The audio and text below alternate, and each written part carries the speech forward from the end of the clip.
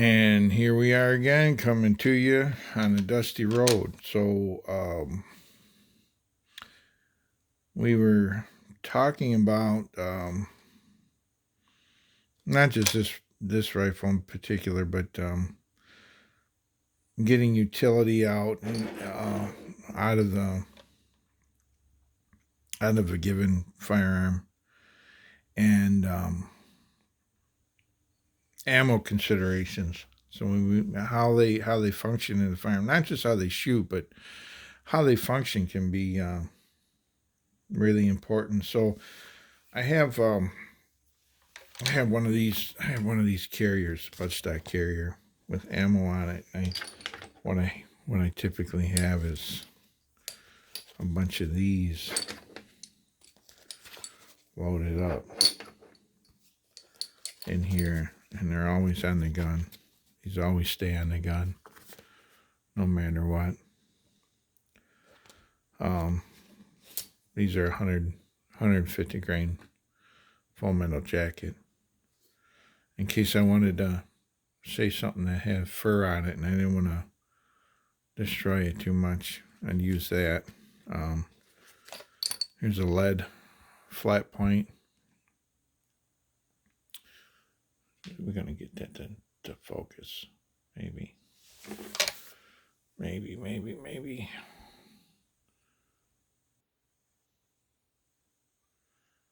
Anyway, it was there and it was gone. So, we got to come out here. So, anyway, these are like my primary small game load. So, targets opportunity while I'm deer hunting. I will switch ammo, and that's the one advantage I see in this push feed design over a claw feed, is that when I'm hunting and I have, let's say I'll have four of these full power loads loaded in the gun. So it'd be 3 in the chamber, and again I have the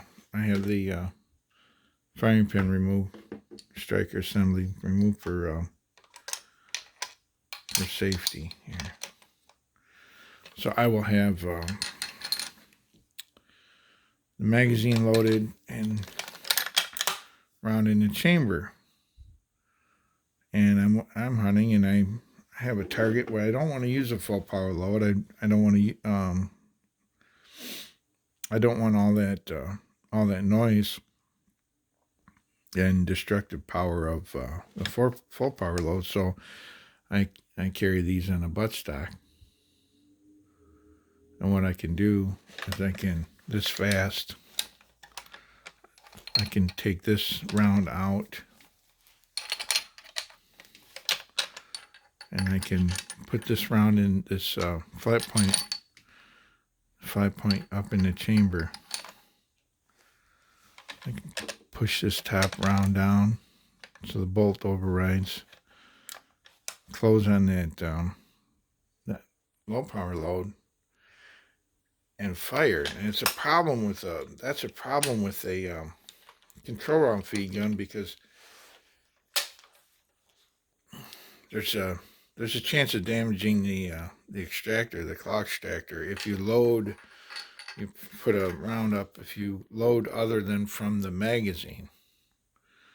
That claw doesn't like to jump over the rim of, when you close like that claw doesn't like to jump over that rim.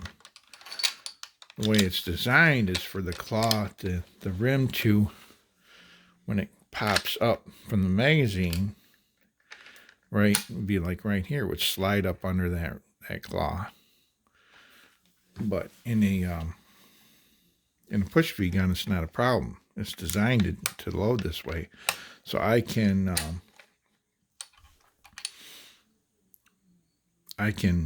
reload with a more target appropriate load with this push feed gun than I believe I could do with a claw, because with a control round feed gun, what I'd have to do is I would take this top round out quietly. Usually put it here, right? And put it right there. So I'm done this a bunch of times. I shot coyotes this way and porcupines and squirrels by the score. So I would open this, put that here, just like that. Put this one up in here, and I'm ready to fire. For the control round feed gun, I'd start with this condition, and I'd have to take this one out, right? This one would have to go down into the magazine, and then be loaded. It would be a little quieter than that, but still, it's going to want to pop up out of that magazine. So that's the one advantage there. The other thing we were talking about too is let's see what I have here.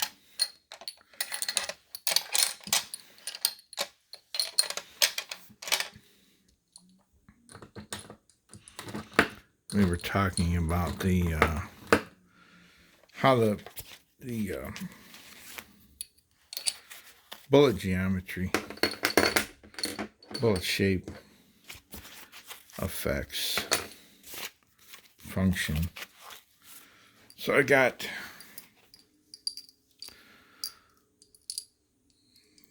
between these two loads,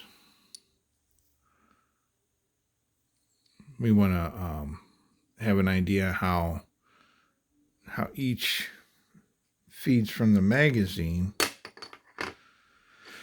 What we can do, I can load 4 of these lead.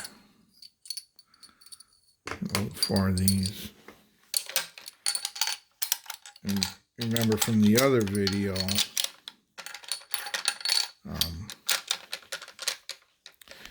we were watching how far forward this top round, it starts on the left, which is not our ideal situation. We want our top round for our second shot. This is the follow-up shot to start on the right-hand side of the magazine, so it'd be the next round down. But this is the worst case. We're going forward, and these flat point bullets, that's where it pops loose. Pops loose right around. It was right around there. If I do it at speed, it's not a problem. If I do it at speed, it doesn't leave the gun. They hang up a little bit because they're flat.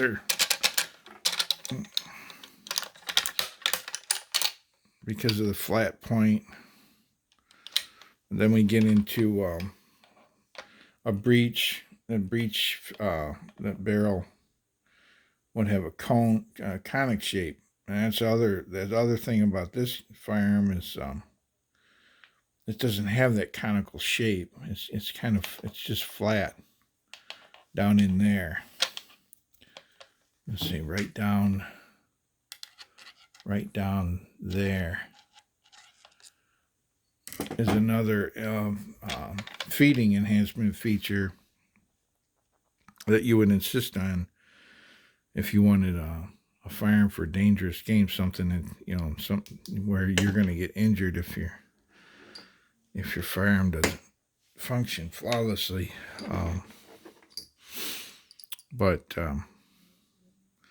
So that's those. If we take one of these, this would be like a full metal jacket,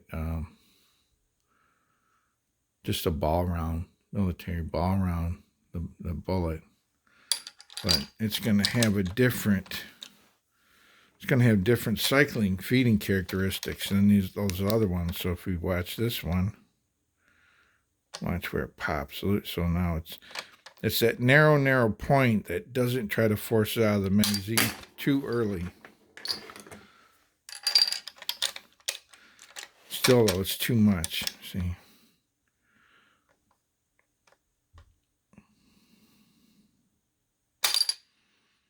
It's too much. However, if we set it up so it's the next round down. So we got 3 of these in the magazine. Say we were hunting something, we just wanted to use these full metal. And this top round is on the right hand side. We have one of these up in the chamber.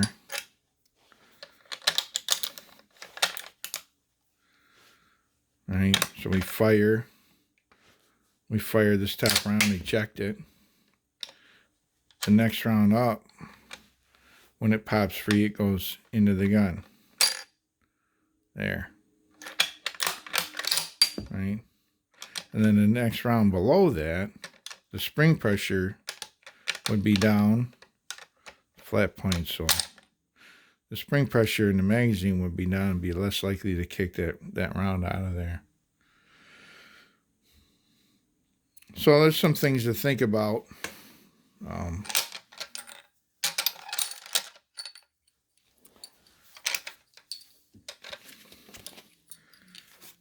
All these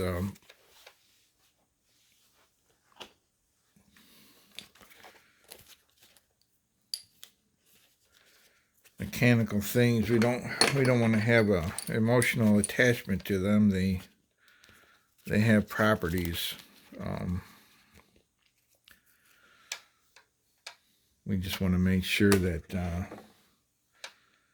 we know what purpose we have for this, and that it matches that job for hunting deer and whatever, coyotes, porcupines. This gives good service. If I were to make one of these, and I really like, and I'll go over it sometime, this intermediate eye relief scope.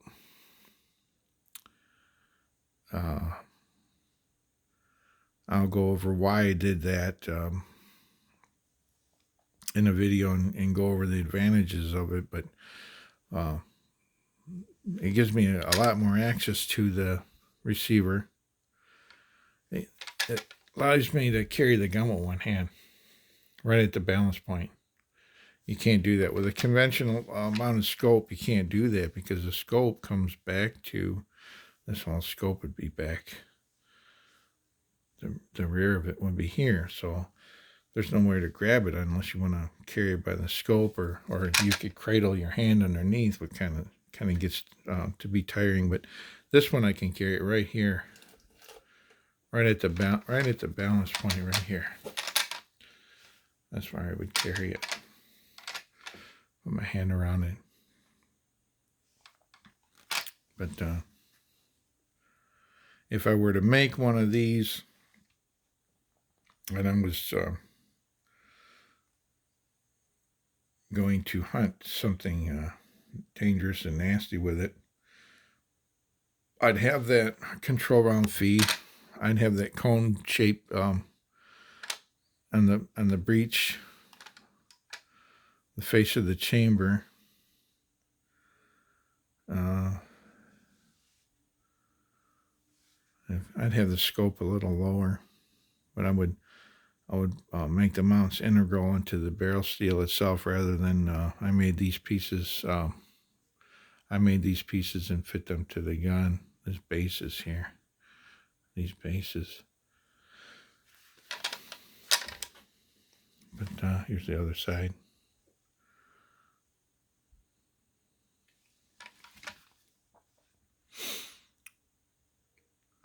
So that's what I would do for that. maybe a little bit light, make it a little bit lighter and give it a lighter contour barrel, and then probably give it um, a synthetic stock that was a little more trim and lighter. We carry these things more than we shoot them when we're hunting, so that's needs to be a consideration too. But that's about it for this one. I think just to give an idea of how how my ammo acts in my gun, why it does what it does. You see that the bullet profile makes a pretty big difference on feeding and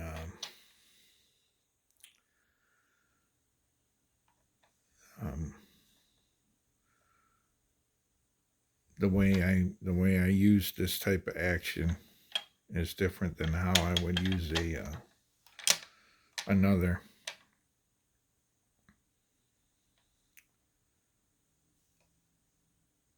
And that's it. I appreciate any questions or comments down in the thread.